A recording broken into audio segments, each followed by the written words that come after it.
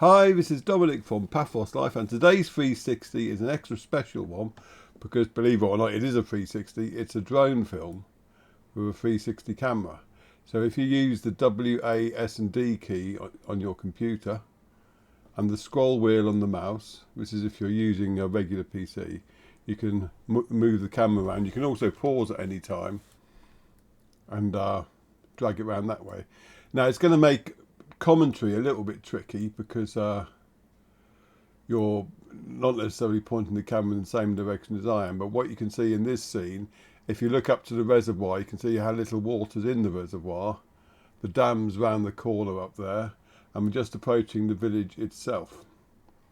If you pan towards, so that you're moving in direction of the camera, that would probably help matters in terms of keeping up with the commentary.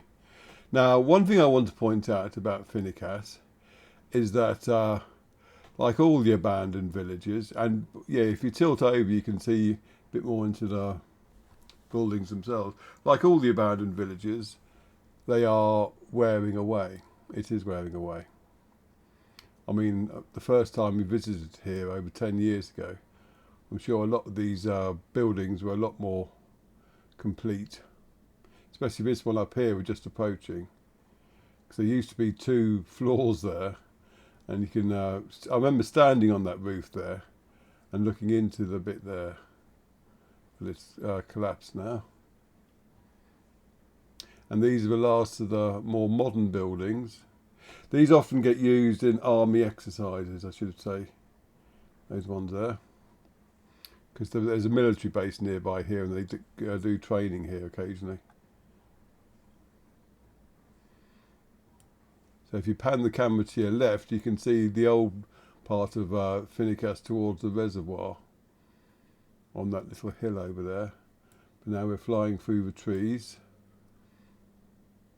If you pan upwards, by the way, you'll see the drone. There it is. That's what I just did. Now this building here we're coming to is the old school. And we will go past it again because I did about a quarter of an hour of drone footage on this flight, and I've edited it down to about, 9 minutes or so. But it does go around fairly slowly, giving you a chance to see various bits. That, if you're looking into the school, you can just see where there used to be a blackboard on the wall we just passed. And the next building coming up, well, there's 3 buildings. The one on the left, with the hole in the roof, that used to be a mosque.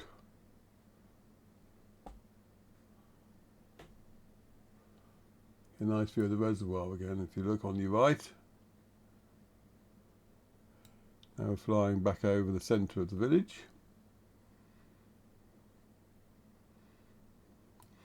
If you look slightly to the right, you can see water feature down there with a little tree growing by it. Because like a lot of the abandoned villages in Cyprus, they didn't have very good infrastructure, and that most of it was they had little hooks on the ceilings, etc., for people to hang lanterns on because there was no electricity. And some of the, I think even the newer ones we saw earlier on, you can still see the hooks. But this is the oldest part, which was owned by the Knights Templar back in the day. Now, directly in front of that tree down there, you can just see a sort of like, it looks like a window in the wall. What that actually was, there used to be an outdoor oven. It's collapsed now a while ago, and the window was so you could cook from the inside while the fire was on the outside, so the kitchen wouldn't get full of smoke. It was very ingenious, and that's the only time I've ever actually seen that. But unfortunately, it collapsed a few years ago, and now you wouldn't even know it was there. So we're going over the old bit again. And on the top of that archway, you can't really see it, but there is a little hook where you, as I said, you'd hang your lantern. Now, one thing you may not know about when you're viewing things on a computer, you can use the middle mouse wheel to scroll in and out, and you might find that the default view, you're getting a slightly zoomed in picture, which is a bit chunky. So try scrolling out a bit and see if the picture gets a bit better. But now we're just going to be flying up the middle of the village. All these used to be houses, what you see here. Now I've done loads of articles on Foinikas, sorry. Going over to school again. You can see more clearly where the blackboard used to be now. And there's even a virtual 360 tour. If you go to paphoslife.com/ I would say Foinikas, but it's spelled Foinikas. Okay. Now that's important when I'm actually reading out a web address. I used to pronounce it Foinikas, but I was told the correct pronunciation. Well, you can see those newer houses again as we just fly over them.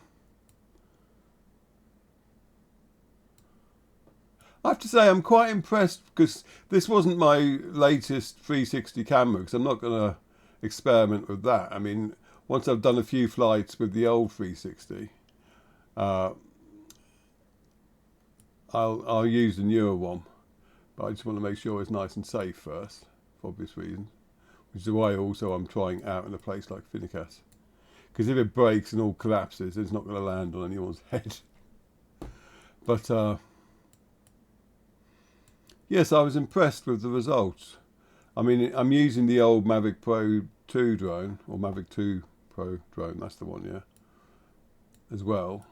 And I got a little adapter thing off Amazon, and it works a treat. It's a pain to set off and it's a pain to launch, etc., but the results are very good. If we turn, say that we're coming into the village again, you can see the reservoir behind it. Nice view of that.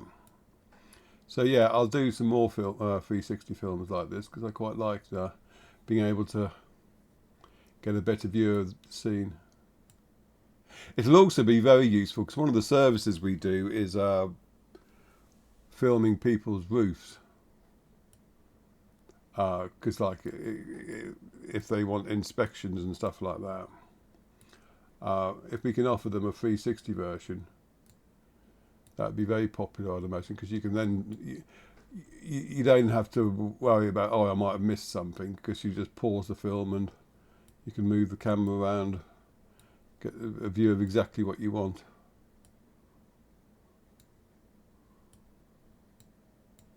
Now we're going over the centre of the village again. I was trying to go as low as possible, but it's difficult because with the camera attached, the drone loses its downward sensors, so it doesn't know if it's going to hit or land on a wall or something. So you have to be a little bit careful. But I've been flying drones long enough to be able to cope with that. Anyway, hope you enjoyed that, and see you in the next film. Cheers.